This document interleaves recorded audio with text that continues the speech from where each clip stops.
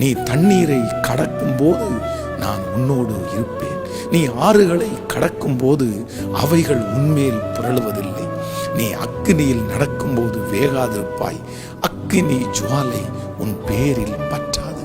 இந்த உலகத்திலேயே 2 விதமான ஆபத்துகள். ஒன்று தண்ணீர், இன்னொன்று அக்கினி, அதாவது நெருப்பு. தேவனாகிய கர்த்தர் நோவாவுனுடைய ஜலப்பிரளயம் என்கிற அந்த ஜலப்பிரளயத்திலே முழு உலகமும் அழிவதற்கு அவர் பயன்படுத்தின ஒரு ஆயுதம் தண்ணீர்.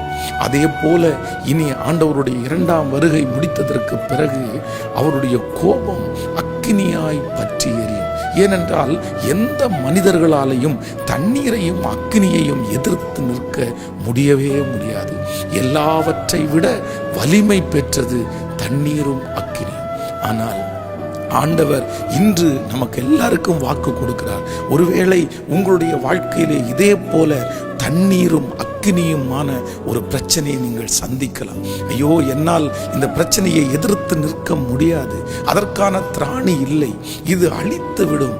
ஆனால் ஆண்டவர் வாக்கு கொடுக்கிறார், இல்லை, தண்ணீரை போல பிரச்சனையா இருக்கலாம், அக்கினியை போல பிரச்சனையா இருக்கலாம், எதிர்த்து நிற்கவே முடியாத அளவுக்கு இருக்கலாம். ஆனால் கர்த்தர் வாக்கு கொடுக்கிறார், நான் நிச்சயமாய் அதிலிருந்து உன்னை விடுவிப்பேன்.